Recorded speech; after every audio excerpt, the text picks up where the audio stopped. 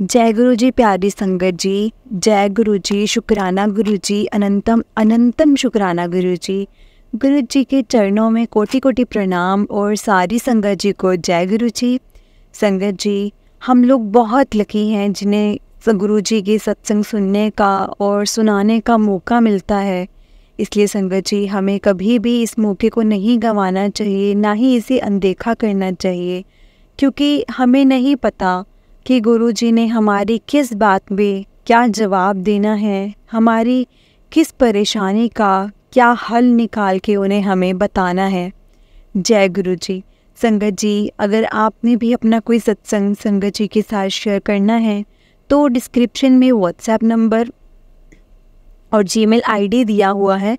आप उस पर अपना सत्संग लिखकर रिकॉर्ड करके या फिर वीडियो बनाकर हमें भेज सकते हैं।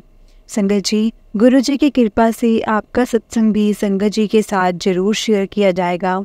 संगत जी, गुरु जी की ब्लेसिंग्स लेने के लिए और सत्संग सुनने के लिए गुरु जी के सत्संग चैनल को सब्सक्राइब करें और बेल नोटिफिकेशन को भी ऑन कर लें संगत जी, ताकि जब भी नए सत्संग का नया वीडियो अपलोड हो तो आपको उसका नोटिफिकेशन आ जाए।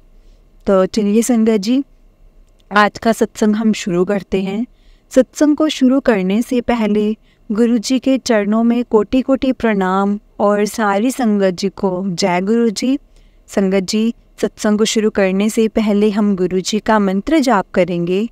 तो चलिए संगत जी, मेरे साथ गुरु जी का मंत्र जाप कीजिए। ओम नमः शिवाय, शिव जी सदा सहाय। ओम नमः शिवाय, गुरु जी सदा सहाय। एक बार फिर से, ओम नमः शिवाय, शिव जी सदा सहाय। ओम नमः शिवाय, गुरु जी सदा सहाय। जय गुरु जी, शुक्राना गुरु जी। संगत जी, सत्संग को पूरा सुनिए, क्योंकि हमें नहीं पता कि गुरु जी की क्या मौज होगी जो हमारा ये सत्संग हमारे सामने आया है और हमें सुनने का मौका मिला है। क्योंकि गुरु जी कहते हैं सत्संग सुनाने वाले का और सत्संग सुनने वाले का दोनों का ही कल्याण होता है। जय गुरु जी। तो चलिए संगत जी, आज का सत्संग हम शुरू करते हैं। संगत जी, ये सत्संग एक आंटी जी ने हमें शेयर किया है, जिन्होंने कहा है कि गुरु जी के बिना, अगर गुरु जी मेरी लाइफ में नहीं आए होते तो गुरु जी के बिना शायद मेरी लाइफ बहुत ज़्यादा एक कहते ना हेल, नरक जैसे होती। लेकिन एक स्वर्ग का द्वार हमारी धरती पर है, वो जो कि बड़े मंदिर दिल्ली वाले गुरु जी, जिनको हम नहीं पहचान पाए, लेकिन जब उनको पहचाना तो ऐसा लगा कि हम तो मतलब पागल ही थे जो इधर उधर भटक रहे थे। सिर्फ जो रब है, जो स्वर्ग है, वो तो साक्षात धरती पर है, वो भी गुरु जी के रूप में, बड़े मंदिर के रूप में। बड़ा मंदिर सच में संगत जी स्वर्ग के समान है जो कि इस धरती पर है, और हम बहुत लकी हैं जो वहाँ जाकर अभी दर्शन कर सकते हैं। लेकिन संगत जी, ये भी बात सच है कि गुरु जी की कृपा के बिना या गुरु जी की आज्ञा के बिना हम ये स्टेप भी खुद से नहीं उठा सकते कि हम जाएं। लेकिन जब गुरु जी का बुलावा आएगा ना संगत जी, तो हम रुक भी नहीं सकते, हम ज़रूर जाएंगे। यही सब मेरे साथ हुआ। मैं आपको बताऊंगी कि मेरी जर्नी गुरु जी के साथ कैसे शुरू हुई। लेकिन संगत जी, उससे पहले मैं आपको ये बताऊंगी कि मैं कितनी परेशान थी। संगत जी, मैं परेशान ऐसी थी कि मेरी एक लात, एक टांग बिल्कुल भी काम नहीं करती थी। शादी के जस्ट थोड़े सालों बाद, मतलब पता नहीं क्यों एकदम से मेरी एक लात ने काम करना बंद कर दिया। और संगत जी, उस टाइम तक सिर्फ मैंने एक बेटे को जन्म दिया था, और वो सिर्फ 2-2.5 सालों की थी। सिर्फ उसको 2-2.5 साल की एक बेटी को संगत जी मैं नहीं संभाल पाई, मैं उसको पाल पोस नहीं पाई उतना, उस हिसाब से जिस हिसाब से मैंने अपने मन में एक ख्वाब रखे थे ना कि मेरा बच्चा होगा, मैं उसके साथ ऐसा करूँगी वैसा करूँगी। लेकिन संगत जी, ऐसा कुछ भी नहीं हुआ। मैं बहुत ज़्यादा उदास कि मैं उसका बचपन नहीं जी पा रही, अपने बच्चे का बचपन जो मैंने इंजॉय करना था अपने बच्चे के साथ, वो मैं नहीं कर पा रही। क्योंकि संगत जी, मेरी एक लात बिल्कुल रुक चुकी थी, मुझे स्केचर्स के सहारे चलना पड़ता था। और संगत जी बस जहाँ पे भी जाना मैंने उसी के हिसाब से मतलब उनको पकड़ के जाना और बस खड़े खड़े खाना बना देना। बस मेरे को ये था मन में ये मेरे में बात आती थी कि क्यों नहीं मैं सिर्फ मतलब बेटे की जो भी मेरे बेटे के मुंह से निकले खाने का वो कभी ना रुके, एटलीस्ट मैं इतना तो कर ही सकती हूँ। संगत जी बस मेरा मन में यही रहता था कि मैंने अब कभी भी मतलब अपनी बेटी को खाने के लिए वैसे नहीं करना कि जब भी मुझे वो कुछ बोलेगी ना मैं उसको खाने के लिए फटाफट से बना के दूंगी, क्योंकि और तो मैं कुछ इससे कर नहीं सकती। लेकिन संगत जी मेरे बहुत सपने थे, मेरे सपने थे मैं अपने बच्चे के साथ खेलूं कूदूं, जहाँ वो बोले उनके साथ जाऊं। और संगत जी पता नहीं क्यों और क्या हुआ कि डॉक्टर्स ने मुझे दूसरा बेबी करने के लिए मना कर दिया। मना भी नहीं, ऐसे उन्होंने बोला कि आप कंसीव अब नहीं कर पाओगे। तो संगत जी लेकिन मैं फिर भी शुक्रिया अदा करती थी भगवान जी का कि इससे तो अच्छा यही था कि आपने मुझे एक बेटी तो दी है ना, मतलब ऐसा तो नहीं कि मुझे बिल्कुल ही कोई औलाद नहीं बख्शी।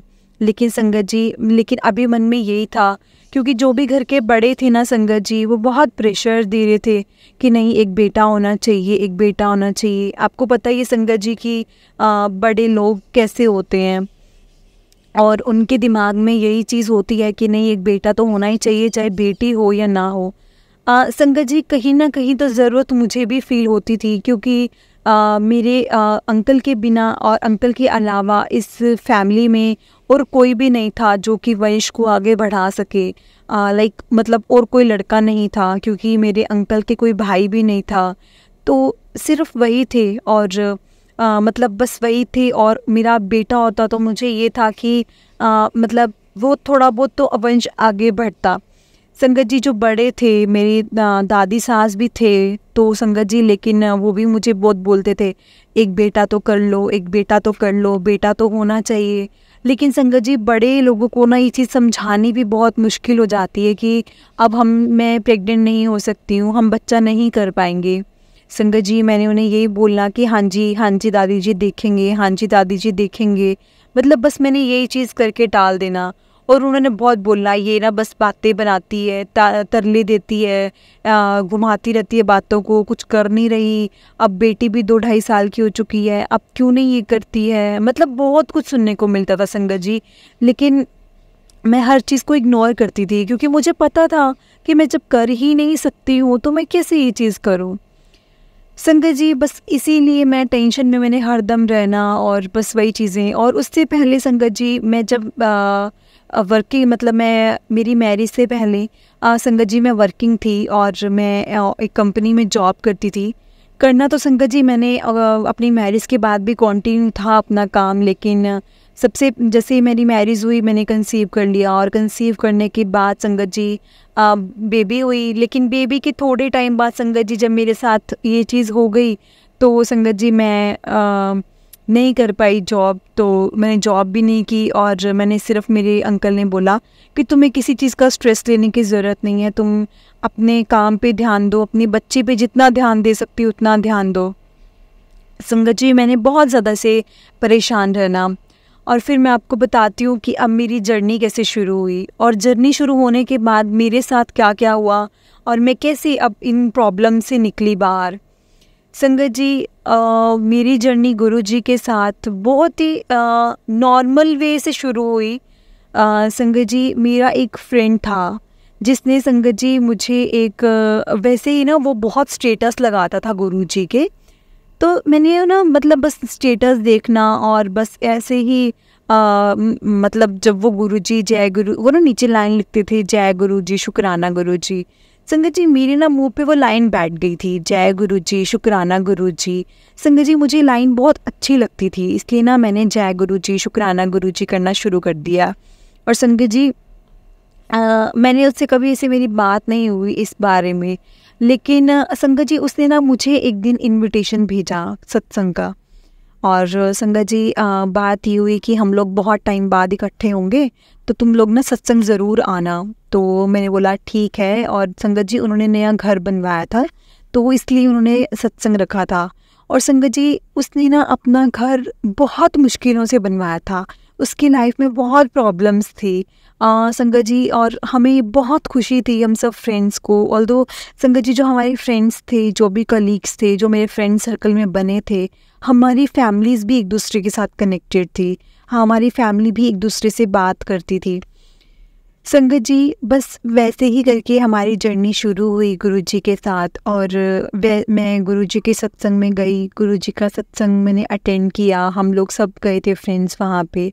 और संगत जी, मैंने एक शॉप से मिठाई ली थी कि चलो मैं उनके घर जा रही हूँ, पहली बार खाली हाथ ना जाऊँ संगत जी। लेकिन मेरे लिए प्रॉब्लम ये हो जाती है कि मुझे कहीं पे भी जाने के लिए ड्राइवर की ज़रूरत पड़ती है, और अब मैं कहीं पे भी ऐसे नहीं जा पाती, नहीं बैठ पाती, क्योंकि मुझे होता है कि मुझे एक स्पेशल जगह चाहिए। इसीलिए संगत जी, वैसे मैं अवॉइड करती हूँ किसी भी जगह पे जाना, और कहीं पे भी नई जगह पे मतलब, क्योंकि मुझे होता है कि मैं अभी इन चीज़ों को लेके कंफर्टेबल नहीं हूँ।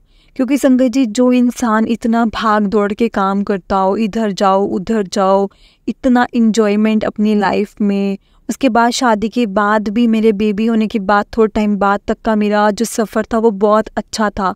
लेकिन संगत जी, बस अब मेरे मन में ये था कि मैं इसी लायक रह गई हूँ कि मैं अब किसी न किसी पे डिपेंड होना, कि मुझे ले जाओ, मुझे ले आना।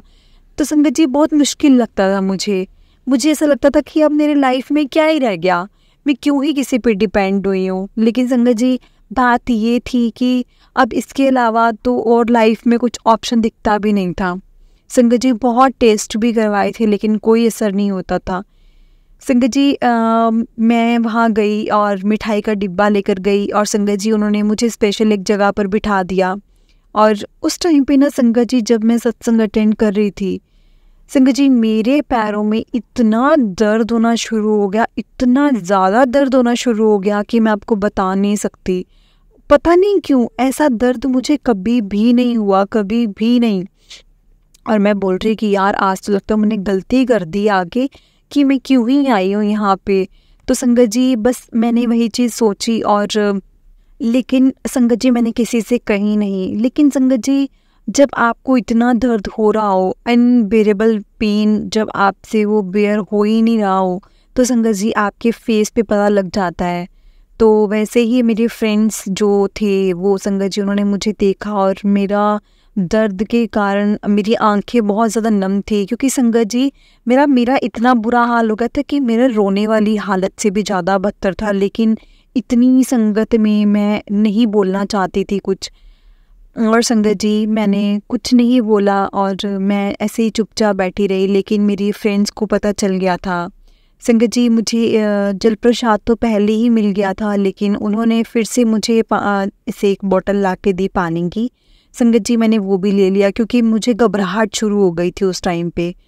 संगत जी, फिर मैंने एक टाइम बाद सोचा कि अब ना मुझे चले जाना चाहिए सत्संग से, क्योंकि मुझे नहीं लगता कि मैं बैठ पाऊँगी, और अगर मैं बैठ नहीं पाऊँगी, और मुझे ये था कि मेरे कारण कोई और परेशान ना हो, इसलिए संगत जी, मैं यही सोच रही थी कि मैं घर चली जाती हूँ, मैं क्यों ही बैठी हूँ यहाँ पे, मैं माथा टेकती हूँ, घर चली जाती हूँ, माथा टेकती हूँ।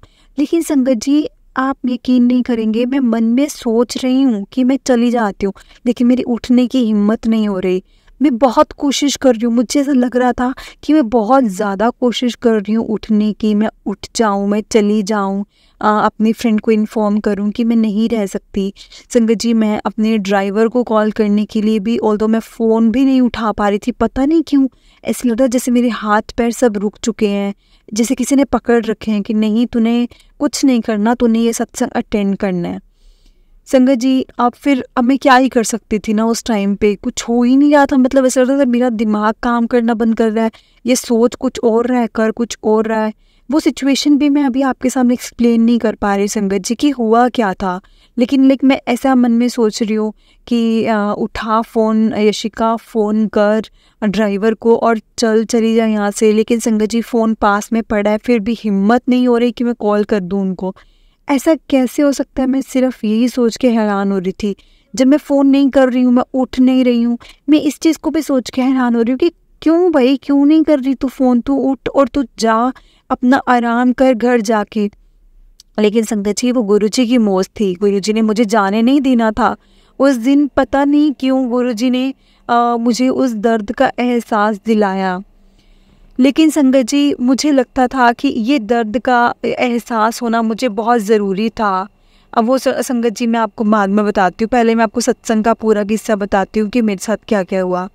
संगत जी, वहाँ पे मेरे फ्रेंड्स को जब पता लगा तो उन्होंने मुझे पेन किलर दी, क्योंकि मेरा पेन बिल्कुल नहीं ठीक हो रहा था। तो मुझे ना अंदर से बहुत अजीब लग रहा था कि मैं एक तो सत्संग में आई हूँ, ऊपर से सब मेरे ऊपर लगे हुए हैं कि कोई मुझे पानी दे रहा है, कोई मुझे दवाई दे रहा है। ऑल्दो संगत जी, जिनके घर में सत्संग था वो भी परेशान जैसे हो गए थे, क्योंकि हम लोग बहुत अच्छे फ्रेंड्स थे। संगत जी, वो मुझे पता था कि वो भी मुझे परेशान नहीं देख पाएगा। लेकिन संगत जी, वो सत्संग था उनके घर में, तो अब मैंने उनको यही बोलना था कि तुम अपना ध्यान देखो, मैं कोई बात नहीं, ठीक हूँ, पेन किलर लूँगी, ठीक हो जाऊँगी। संगत जी, लेकिन उसने मुझे पहले ये इंस्ट्रक्शंस दी कि इस दवाई को लेने से पहले गुरुजी का मंत्र जाप कर ले। मैंने कहा गुरुजी का मंत्र जाप तो मुझे आता ही नहीं है। तो उसने बोला कि ओम नमः शिवाय, शिव जी सदा सहाय, ओम नमः शिवाय, गुरुजी सदा सहाय। लेकिन संगत जी, मंत्र जाप तो उसने बोल दिया, लेकिन मुझे याद नहीं हुआ इतनी जल्दी। मैं ओम नमः शिवाय, शिव जी सदा सहाय, ओम नमः शिवाय, शिव जी सदा सहाय, संगत जी मैं ऐसे करने लग गई। अब मुझे इतनी जल्दी संगत जी एकदम से नहीं, आप क्योंकि जब आपने कभी सुना ही ना हो और आप एकदम से सुने तो नहीं एकदम से याद होगा ना। और तब इतनी शांति थी, वो धीरे से ही बस मेरे कान में बोल के गया था। और संगत जी, फिर मैंने ना ओम नमः शिवाय, शिव जी सदा सहाय, ओम नमः शिवाय, शिव जी सदा सहाय करके ना संगत जी मैंने वो टैबलेट ले ली। टैबलेट ली संगत जी, इतने में ये मेरे पास चाय प्रसाद आ गया। संगत जी, चाय प्रसाद आया और जैसे मैंने चाय प्रसाद लिया ना, मुझे ऐसा लगा कि मेरा पेन ठीक होने लग गया है। अब संगत जी, मैं इस चीज़ से कंफ्यूज थी कि ये जो चाय प्रसाद मैं ले रही हूँ इसकी वजह से ठीक हो रहा है या फिर जो मैंने टैबलेट ली है उसका असर आ रहा है।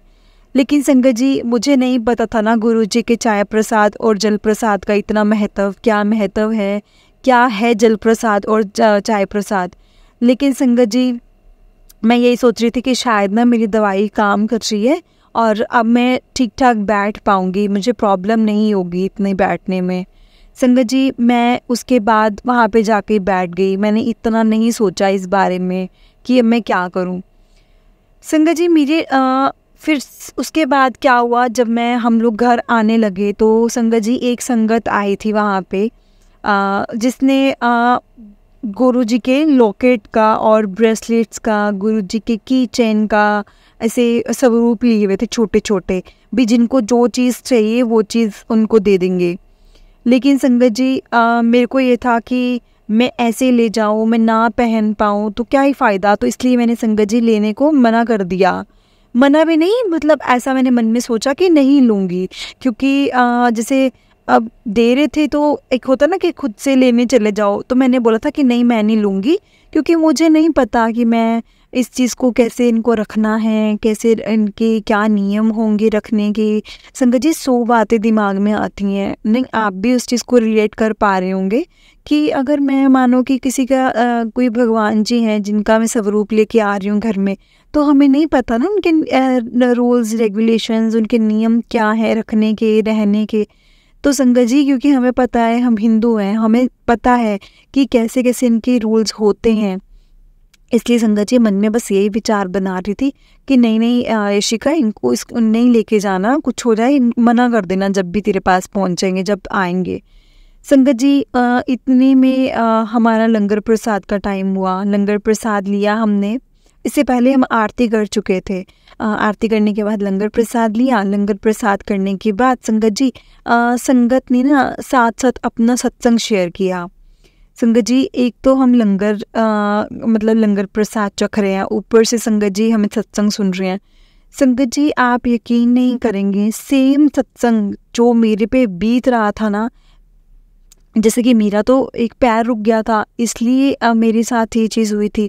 लेकिन संगत जी, उनकी भी कंडीशन अलग थी, लेकिन एक तोड़ जैसे होता ना कि वो सेम था कि वो अपने बच्चे की केयर नहीं कर पा रहे। संगत जी, उन्होंने अपना सत्संग सुनाया। पहले मैं आपको उनका सत्संग सुनाती हूँ। संगत जी उन संगत ने बोला कि मैं भी ऐसी ही थी, कि उनके संगत जी सिचुएशन अलग थी। उनकी सिचुएशन ऐसी थी कि ना उनके हस्बैंड बिल्कुल काम नहीं करते थे, उनके हस्बैंड की तबीयत ठीक नहीं रहती थी और ना वो जैसे ड्रिंक वगैरह करते थे संगत जी, तो वो घर में ध्यान नहीं देते थे। तो संगत जी जिस कारण ना मुझे काम करना पड़ता था, वो आंटी ऐसे बोल रहे थे, मैं आंटी वाला सत्संग बता रही हूँ।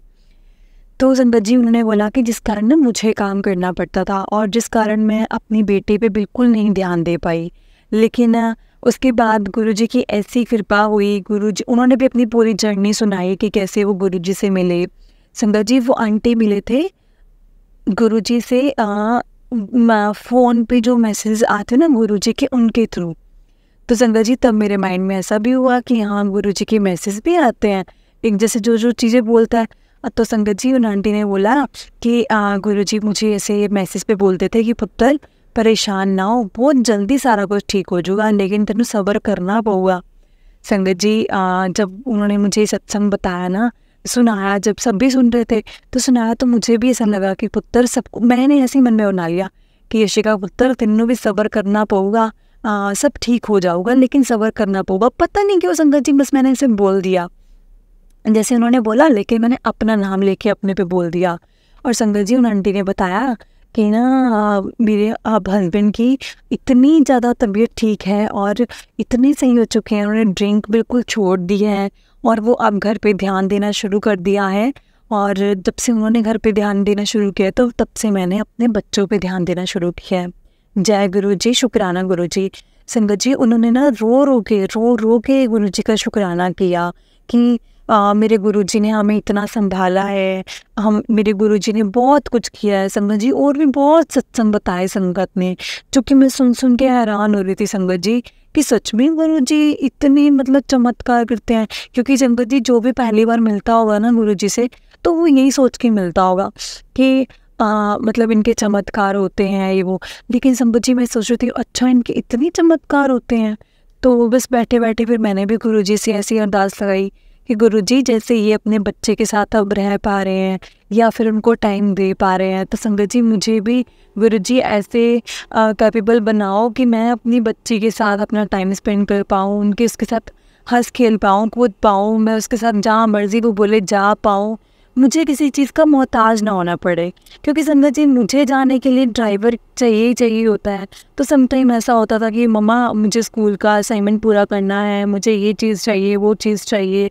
तो संगत जी मुझे हमेशा डिपेंड रहना पड़ता था अपने अंकल पे कि जब वो आएंगे वो आपको लेके जाएंगे। लेकिन संगत जी मन में ऐसा आता था कि मैं कितनी इंडिपेंडेंट थी, मैं कभी किसी पे डिपेंड नहीं हुई, तो मैं अपनी बेटी के लिए किसी पे डिपेंड क्यों हूँ, चाहे वो मेरे अंकल ही क्यों नहीं है। क्यों मुझे अंकल का भी वेट करना पड़ता है कि जब अंकल आएंगे तब हम वो काम करेंगे। समझ रहे हो ना संगत जी, एक माँ की फीलिंग ऐसी थी। तो संगत जी बस मेरे को यही होता था कि मैं अपनी बेटी का कोई ख्वाब नहीं रहना चाहिए। लेकिन संगत जी मैंने गुरुजी को यही बोला, गुरुजी सब माँ का एक ख्वाहिश होती है माँ की कि हम अपने बच्चे के साथ या ऐसा बचपन स्पेंड करें, ऐसा हम उनके साथ करें। तो संगत जी वैसे ही एक बच्चे के मन में भी तो होता होगा कि हम अपनी मम्मा के साथ ऐसा करें, हम अपनी मम्मा के साथ वैसे वाला बचपन स्पेंड करें। तो क्यों नहीं हम दोनों इस चीज़ से क्यों इतने मतलब दूर हैं, हम क्यों नहीं एक माँ बेटी वाला वैसे वाला रिश्ता जी पा रहे। और संगत जी एक मन में ये ख्वाहिश भी थी कि चलो एक बेटा और हो जाए। तो मैंने गुरुजी से अरदास लगाई, अरदास भी नहीं लगाई संगत जी, ऐसा सच मैंने जो बोला हो कि हाँ जैसे हम मंदिरों में बोलते हैं कि हाँ ये हो जाए, मैं ऐसा करूँगी, ये हो जाए, मैं आपको मानना शुरू कर दूँगी, ऐसा वैसा। संगत जी मैंने ऐसा कुछ भी नहीं बोला, सच में मैंने सिर्फ इतना ही बोला था कि गुरुजी अगर मेरे साथ भी ऐसा हो जाए तो कितना अच्छा होगा ना संगत जी। लेकिन ये बात सच है कि गुरुजी के सत्संग में ना आपको बहुत जवाब मिलते हैं। एक उन आंटी की सत्संग से मुझे ये जवाब मिला कि नहीं तो थोड़ा टाइम तेरा और है, उसके बाद तू भी अपनी बेटी के साथ वैसे ही सही से रहेगी।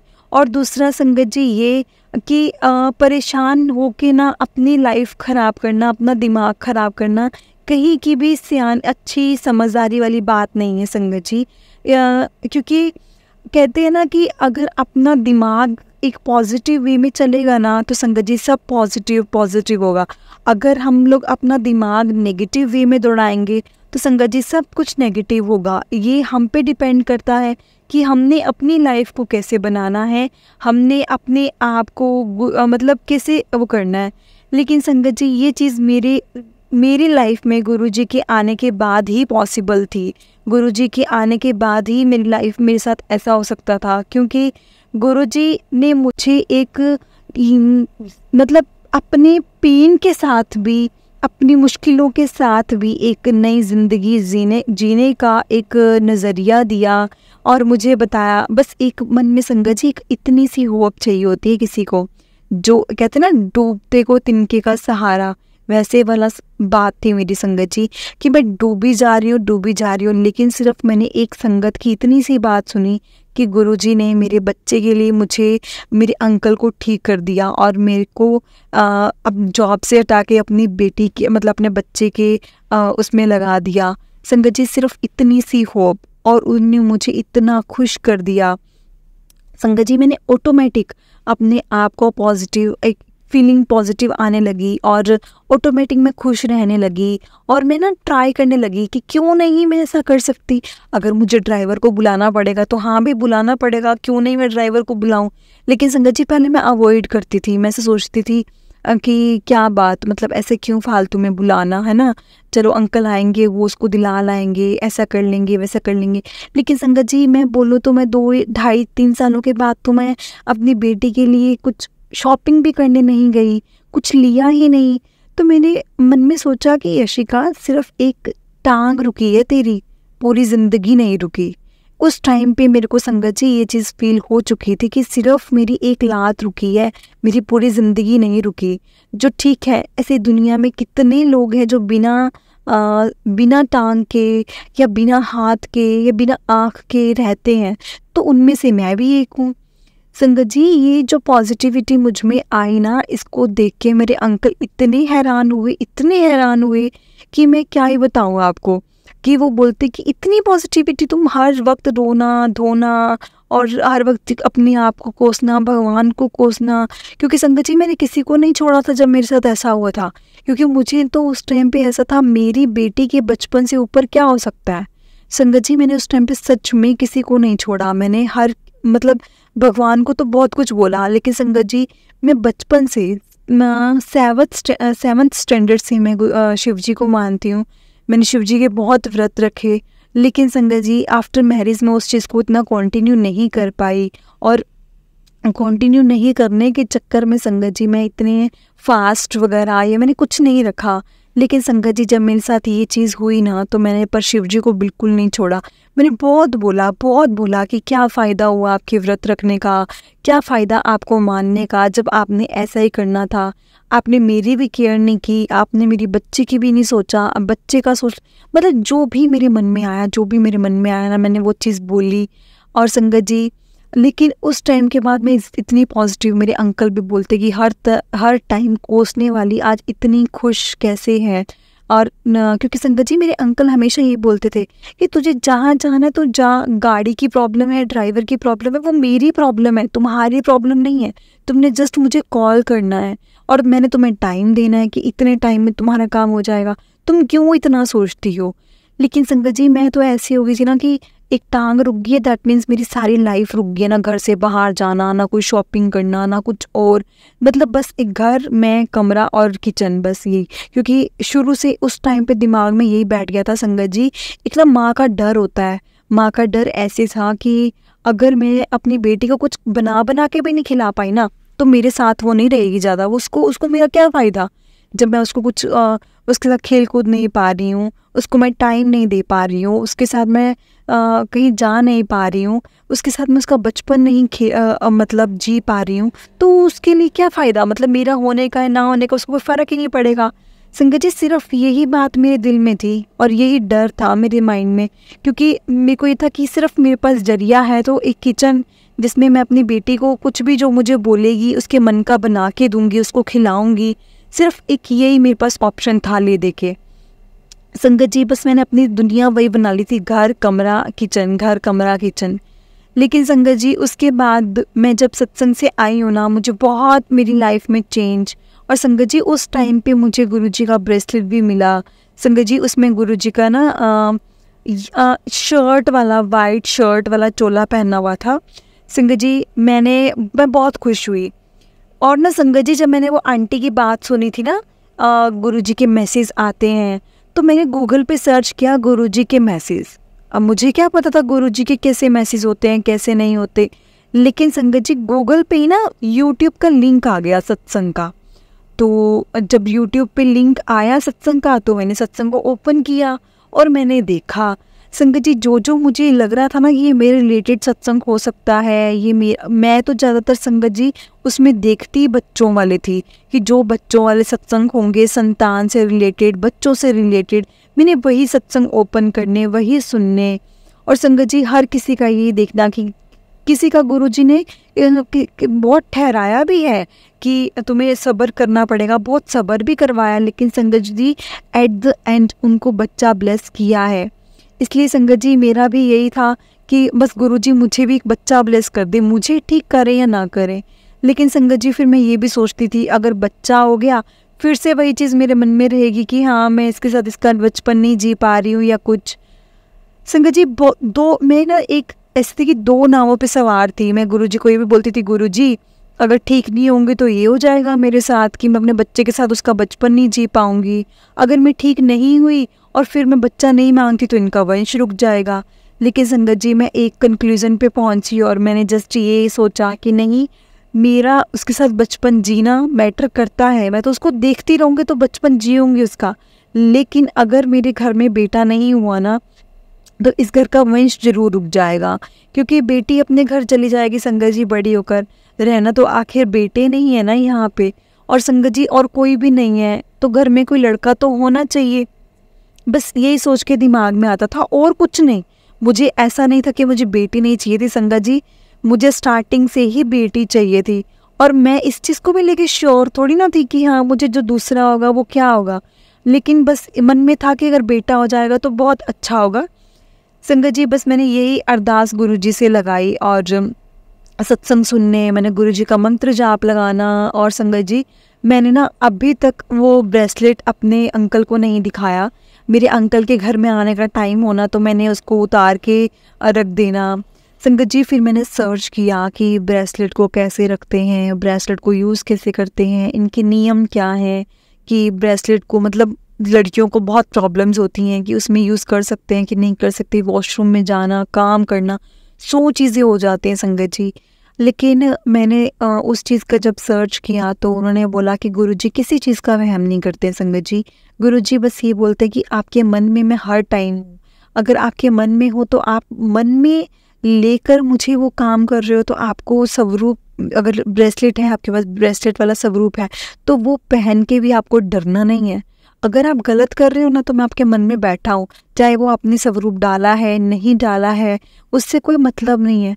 बस ये होता है संगत जी, एक जब आपको एक साक्षात गुरुजी मिल जाते हैं, जब आपको एक स्वरूप मिलता है ना, चाहे वो छोटा हो चाहे वो बड़ा हो, उस रूप में ना संगत जी हमें साक्षात गुरुजी हमारे घर में आते हैं, गुरुजी प्रवेश करते हैं।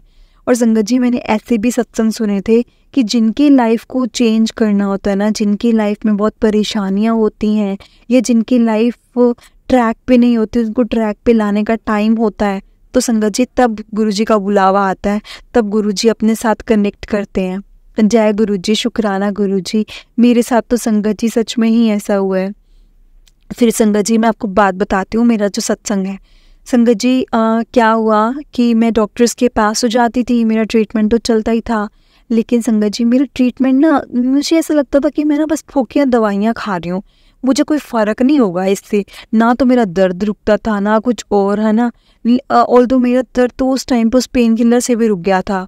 लेकिन संगत जी उस टाइम पे मैं 2 बातों को लेके वो थी कि टैबलेट से हुआ कि और ये चाय प्रसाद से हुआ। क्योंकि संगत जी टैबलेट्स मैं दिन में बहुत लेती हूँ, कोई फ़र्क नहीं पड़ता, लेकिन पेन उस टाइम बहुत एक्सेस था, बहुत ज़्यादा था। तो मुझे लगा कि चलो ठीक है, हो गया होगा ठीक। लेकिन संगत जी बहुत ज़्यादा मतलब सोचने लगी चाय प्रसाद से हुआ कि मेरी दवाई से हुआ, क्योंकि मैं सत्संग सुनती थी संगत जी। तो सत्संग में संगत जी सब बताते हैं कि जल प्रसाद का क्या महत्व है, चाय प्रसाद का क्या महत्व है, ये चाय प्रसाद से कितने लोग ठीक होते हैं, गुरु जी कड़ा प्रसाद से। गुरु जी तो संगत जी इतना मतलब कहते हैं कि गुरु जी ना कड़ा प्रसाद का प्रसाद अपने पास इतना सारा लेके बैठते थे कि जिसको मतलब यही होता था, जिनको नहीं भी पसंद हो उनको भी 2-2 बार मिलता था। गुरुजी खुद बुला के देते थे। जिनका कष्ट काटना होता था ना संगत जी, गुरुजी बड़े ही आराम से सिर्फ अपने लंगर या प्रसाद के द्वारा कटवाते थे। संगत जी बस मैं मन में यही सोच रही थी कि गुरुजी बस जो कुछ मर्जी हो, आप ना मेरा मतलब मेरे को बच्चा ब्लेस कर दो, मेरे कष्ट काट दो, मेरा पैर ठीक कर दो। लेकिन संगत जी उस टाइम पे मुझे ये नहीं पता था कि अब मेरा चाय प्रसाद के साथ ठीक हुआ है कि दवाई के साथ। संगत जी मैं ऐसे ही बैठी थी और मेरे मन में भाव आया कि भाव भी आया और एक मेरे पास सत्संग आया। मैंने सत्संग सुना जिसमें उन संगत ने बोला था कि गुरुजी ने ना मेडिकल इलाज करने के लिए बिल्कुल नहीं रोका था। उन्होंने बोला था कि बेस्ट टू बेस्ट मेडिकल इलाज करवा। संगत जी मैंने अपने अंकल से बात की, ऐसा तो नहीं बोला कि मुझे गुरुजी का ऐसे आया। और उल्दो क्योंकि संगत जी मैंने तो अभी तक उनको ये भी नहीं बताया था कि मुझे गुरुजी का कोई लॉकेट भी मिला है। संगत जी मैंने अपने अंकल को ऐसे ही बोला कि मुझे ना इन डॉक्टर के पास नहीं जाना, इतने सालों से मैं वेट कर रही हूँ, लेकिन मुझे ना अब जाना है तो किसी नए डॉक्टर के पास जाना है। मुझे वहाँ टेस्ट करवाने एक बार, अगर टेस्ट वगैरह सही हुए, जो सेम चल रहा हो प्रोसीजर उन्होंने बताया, तो हम वापस यहीं पे आ जाएंगे, अदरवाइज़ मुझे डॉक्टर चेंज करना है। पता नहीं क्यों संगत जी मेरे मन में भाव आया। संगत जी मेरे पास एक बार तो मुझे मेरे अंकल ने मना कर दिया कि नहीं ऐसा नहीं है, ये बेस्ट डॉक्टर है, तुम्हें मन में वहम हो रहा है और कुछ नहीं है। लेकिन संगत जी नेक्स्ट डे जब हम उठे हैं और दोपहर में मैं सो गई थी, मुझे कॉल आता है कि चल तू रेडी हो जा यशिका, मैं तेरे को ले चलता हूँ। तो मैं डॉक्टर के पास, एक नया डॉक्टर मुझे पता लगा है। संगत जी मैं इतनी हैरान कि अच्छा तुमने कल रात को तो मना किया, आज तुम्हें डॉक्टर का पता भी चल गया। लेकिन संगत जी वो ना जो जेंट्स लोग होते हैं वो सच में दिखाते नहीं हैं, वो केयर बहुत करते हैं लेकिन वो दिखाते नहीं हैं। उसके बाद क्या हुआ संगत जी, मैंने डॉक्टर के पास गई हूँ, मेरे बड़े सारे टेस्ट किए उन्होंने, बहुत सारे टेस्ट किए, क्योंकि अचानक से लात रुकी थी तो बहुत ज़्यादा टेस्ट किए उन्होंने।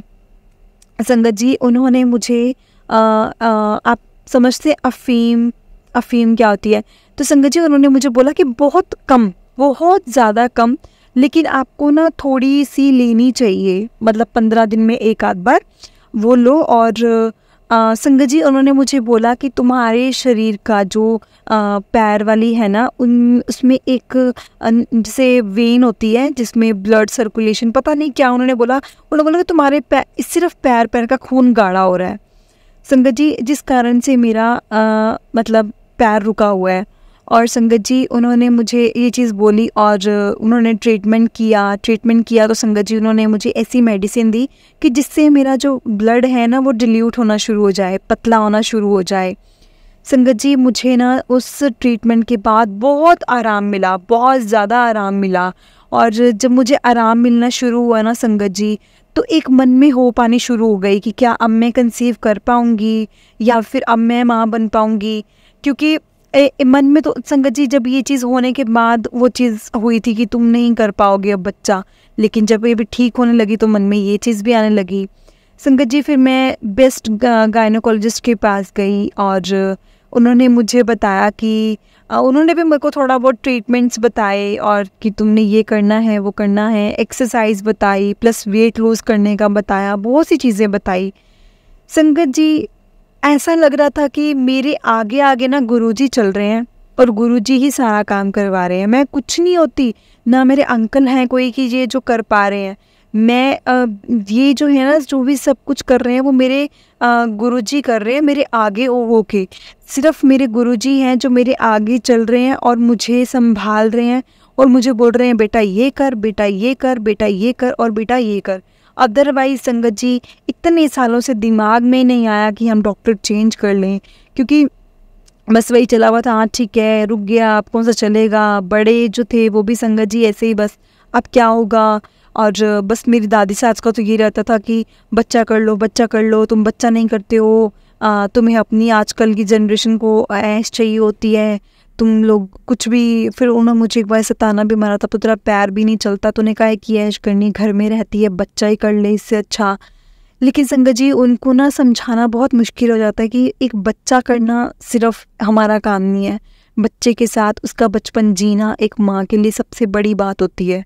जो भी इस सत्संग को सुन रहा होगा, जो माँ होगा ना, वो इस बात से ज़रूर रिलेट कर पाएगा कि जो एक माँ होती है ना, वो अपने बच्चे का बचपन साथ में जीना चाहती है, ताकि उसका कोई भी ऐसी चीज़, ऐसा मोमेंट ना हो जो बच्चा नया करे और उसकी माँ से वो चीज़ चूक जाए, वो रह जाए, वो छूट जाए। मतलब ऐसे वाला नहीं होना चाहिए संगत जी। बस मेरे दिमाग में भी यही चीज़ें रहती थी। और ना संगत जी एक टाइम बाद ऐसा आया कि मैं बिल्कुल बिना किसी सहारे से थोड़ा बहुत चलना शुरू हो गई, और मैं अपना पैर उठाने में कैपेबल थी, और मतलब एबल हो गई थी कि मैं अपना पैर उठा के आगे एक स्टेप रख सकती हूँ। संगत जी मानो चाहे ना मानो, जो चीज़ इम्पॉसिबल थी, इतने सालों से चल रही थी संगत जी, वो पॉसिबल हो गई। मुझे कम से कम भी 3 साल लगे संगत जी ठीक होने में, और मैं इन 3 सालों में मुझे ऐसा लग रहा था कि मैंने अपनी लाइफ जी ली जितनी जीनी थी। जो शादी से पहले है, शादी के 2.5 साल बाद, उसके बाद तो मेरी लाइफ कुछ नहीं है, सिर्फ कमरा, किचन और मेरा घर। इसके अलावा मेरी लाइफ कुछ भी नहीं है संगत जी। बस मैं यही सोच के अपनी ज़िंदगी काटनी मैंने शुरू कर दी थी। लेकिन जब संगत जी मेरा पैर चलना शुरू हुआ, मैंने गुरुजी का इतना शुक्राना किया, मैं इतना रोई गुरुजी के सामने, क्योंकि संगत जी मेरे पास सिर्फ छोटा सा स्वरूप था, लेकिन मेरे लिए वो छोटा ज़रूर था, लेकिन वो साक्षात गुरुजी थे मेरे लिए, और कोई भी नहीं था संगत जी। मैं कुछ नहीं करती थी, और तो मैं उनको छुपा के रख देती थी, लेकिन मुझे ना मन में अंदर वहम भी आता था कि मैं क्या करती हूँ गुरुजी के साथ, क्यों मैं उनको ऐसे रख देती हूँ, क्यों मैं उतारती हूँ, क्यों मैं डरती हूँ, क्यों नहीं मैं अपने अंकल से बात करती। लेकिन जब संगत जी मेरे पैर में इम्प्रूवमेंट होना शुरू हुआ ना, तब मैंने अपने अंकल से भी बात की। मैंने अंकल को बोला कि अंकल, जो भी ये चीज़ हो रही है ना, कि मेरे गुरुजी के कारण हो रही है संगत जी। फिर उन्होंने मुझसे गुरुजी के बारे में पूछा। जब उन्होंने मुझसे पूछा तो उन्होंने बोला कि हाँ, मैं तेरे फ़ोन में ना, जब भी तेरा फ़ोन चलाता हूँ तो मेरे को तेरे ना फ़ोन में यही सब दिखता है। तो मैंने पर ये तेरे से कभी पूछा नहीं कि कौन है, क्या है, तूने क्या चीज़ चल रही है। तो लेकिन उन्होंने मुझे ना बस कुछ नहीं कहा संगत जी। उन्होंने कहा कि देख, अगर तेरे मन में ऐसा देखो डर है ना कि मैं कुछ कहूँगा तो ये चीज़ भूल जा कि मैं तो कभी किसी चीज़ के लिए रोकूंगा, लेकिन चीज़ सही होनी चाहिए किसी गलत जगह पे। क्योंकि संगत जी वो सिर्फ इस चीज़ के लिए डरते थे कि आजकल गुरुओं के नाम पे बहुत पखंड हो रहे हैं। सच में मैं क्षमा चाहूँगी इस चीज़ को बोलते हुए, लेकिन ये बहुत सत्संग में पहले भी बोला जा चुका है कि बहुत ज़्यादा पखंड हो रहे हैं। लेकिन संगत जी हमारे गुरुजी, और इनके ऊपर यकीन करने के लिए संगत जी कुछ ना कुछ तो चाहिए ना, कि हम यकीन कर सकें, या हमारे जो जेंट्स लोग हैं वो यकीन कर सकें। संगत जी बस मुझे एक चीज़ मिली थी, और मैंने गुरुजी के सामने उस दिन में बहुत रोई जब मुझे पता लगा कि मैं एक कदम भी उठा के चल पा रही हूँ। संगत जी मेरी उस तब तक मेरी बेटी हो गई थी 6 साढ़े 6 साल की। संगत जी जब वो मेरे पास आई से दौड़ी और मेरे को बोली, मम्मा चलो मैं आपको अपना हाथ पकड़ के चलाती हूँ। संगत जी अब भी मैं ये सत्संग लिखते लिखते मैं इतना रो रही हूँ ना, कि वो मोमेंट याद करके कि मम्मा मैं आपको चलाती हूँ, आप मेरा हाथ पकड़ो। संगत जी उसका टाइम था कि मैं उसका हाथ पकड़ के उसको चलाऊँ, लेकिन उसने मुझे बोला कि मम्मा मैं आपको चलाती हूँ, चलो आप मेरे साथ। संगत जी वो मोमेंट तो मैं कभी भूल ही नहीं सकती, मैं भूल ही नहीं सकती उस चीज़ को, कि वो कैसा था, क्या था। मेरे हस्बैंड अलग से रोने लग गए, मैं अलग से रो रही हूँ। और संगत जी उस दिन मुझे ऐसा लगा, जब मुझे रोते हुए देख के गुरुजी भी बहुत मायूस हो रहे हैं, क्योंकि संगत जी मैं गुरुजी से इतना कनेक्ट हो गई थी ना, मैं उनके स्वरूप से पता कर सकती थी कि वो मेरे साथ क्या बात कर रहे हैं, कब हंस रहे हैं, कब वो मायूस हैं। मतलब मुझे गुरुजी का पता लगने लग गया था। तो सोचो संगत जी गुरुजी को मेरा कितना पता चलता होगा। मैं एक इंसान होके, पापी इंसान जो इस कलयुग में आया है, जिससे कभी ना कभी बहुत गलतियां भी हुई होंगी। संगत जी अगर वो एक रब को पहचान पा रही है कि अब मेरे गुरुजी का मूड अच्छा है, अब मेरे गुरुजी ने शायद कुछ खाना है। संगत जी मैं 1 to 1 बात करती थी गुरुजी से कि गुरुजी भूख लगी है ना, कुछ खाना है ना आपको, आज गुरुजी को मीठा मीठा चाहिए, या आज गुरुजी का मूड ठीक नहीं है, क्या हुआ, आपकी कोई संगत परेशान है। सच में मैं गुरुजी से ऐसे बात करती थी संगत जी। लेकिन अब मुझे थोड़ी ना पता था कि मैं गुरुजी से कितना कनेक्ट हूँ, और मैं ये सोचती थी अगर मुझे गुरुजी के बारे में इतना पता है कि गुरुजी कब हंस रहे हैं, कब कब मायूस हैं, संगत जी मेरे गुरुजी को मेरा कितना पता होगा। उनको तो मेरे एक एक सेकंड का पता होगा कि मैं अब ये सोच रही हूँ, ये होने वाला है या ये होगा। शायद से वो पहले से सब चीज़ सही भी कर देते हो, मेरे सामने वो चीज़ आती ही ना हो, हमें नहीं पता संगत जी। और संगत जी वैसे ना मैंने कई सत्संग में ये भी सुना है कि गुरुजी ना जो भी तकलीफ़ होती है ना अपनी संगत की, वो अपने ऊपर ले लेते हैं। संगत जी बस मुझे यही था, मैंने गुरुजी को यही बोला, गुरुजी कभी भी ऐसा नहीं होना चाहिए, मैं ऐसे भी ठीक हूँ, मुझे चलेगा, लेकिन ऐसा नहीं होना चाहिए संगत जी। और उसके बाद मैंने चलना शुरू किया, थोड़े बहुत 1 स्टेप रखा तो मैंने 2 स्टेप्स 3 स्टेप्स ऐसे रखने शुरू किए। और धीरे धीरे संगत जी नेक्स्ट 15 डेज़ में मैं चलने लग गई, थोड़ी बहुत चलने लग गई। और संगत जी उसके ही थोड़े टाइम बाद मेरे गायनेकोलॉजिस्ट ने मुझे बोला कि तुम अब ट्राई करो, तुम्हारे ट्रीटमेंट्स में बहुत इम्प्रूवमेंट हो रही है, तो तुम ट्राई करोगे तो शायद तुम्हारा बेबी तुम प्लान कर सकते हो। संगत जी ये बात सुन के तो मैं और भी भागो भाग, और मैंने गुरुजी का इतना शुक्राना किया, इतना शुक्राना किया, मैं आपको बता नहीं सकती संगत जी। उसके बाद मैंने डिसाइड किया कि गुरुजी का सत्संग मैं रखवाऊँगी अब अपने घर में। लेकिन संगत जी मैं कंफ्यूज इस बात को लेकर थी कि गुरुजी का ना तो मेरे पास बड़ा स्वरूप है ना कुछ और, मैं कैसे अरेंजमेंट करूँगी गुरुजी के सत्संग की। संगत जी फिर मैंने अपने उस दोस्त से बात की तो उसने बोला कोई बात नहीं, गुरुजी का स्वरूप ना तुम्हें मैं गिफ्ट करूँगा, गुरुजी का बड़े वाला स्वरूप मैं खुद से फ्रेम करके ले आऊँगा, लेकिन तुम बस सत्संग की मुझे डेट वगैरह बता दो। संगत जी मैंने उसको बोला कि चलो ठीक है मैं तुम्हें बताऊँगी, और पर एक बार मैं अपने अंकल से और घर पे बात कर लूँ। संगत जी आप यकीन नहीं करेंगे, मुझे किसी ने भी मना नहीं किया सत्संग के लिए, किसी ने भी। ऑल्दो मेरी दादी सास जो इन चीज़ों के लिए नहीं इतना एग्री करती थी संगत जी, उन्होंने भी मुझे मना नहीं किया। उन्होंने भी बोला बेटा ठीक है, जैसा तेरा मन बने तुम वैसा कर लो। संगत जी अभी तक मैंने घर में ये बात किसी को नहीं बताई थी कि मैं माँ नहीं बन सकती, और ना ही मैंने ये बताया था कि मेरे ट्रीटमेंट्स भी चल रहे हैं। संगत जी बस मैंने ये ज़रूर बताया था कि अब आप लोग खुशियाँ मनाने की तैयारी कर लो। सिर्फ इस बात को सुनकर संगत जी मेरी पूरी फैमिली बहुत खुश, बहुत ज़्यादा खुश। और संगत जी उसके बाद मैंने सत्संग का अरेंजमेंट किया, और संगत जी मेरे घर में बहुत संगत आई, बहुत प्यारा सत्संग गया। और उस टाइम पे भी संगत जी बहुत संगत ने अपना सत्संग शेयर किया, और तब मुझे पता चला कि गुरुजी की तो संगत बहुत ज़्यादा है, गुरुजी को बहुत लोग मानते हैं। और संगत जी कई पड़ोसी भी ऐसे आए, और जब पड़ोसी आए जो नए थे उन्होंने गुरुजी के बारे में मुझसे पूछा, और जब संगत जी उन्होंने मुझसे पूछा जितना मुझे पता था गुरुजी के बारे में मैंने उनको बता दिया। मुझे ज़्यादा कुछ नहीं पता था, मैंने सिर्फ उनको ये बताया कि सत्संग सुनती हूँ मैं, आप सत्संगों से सब कुछ पता कर सकते हो कि क्या है, कैसे हैं गुरुजी, क्या थे, क्या करते थे। तो संगत जी उस तरह से मैं गुरुजी से कनेक्ट हुई थी।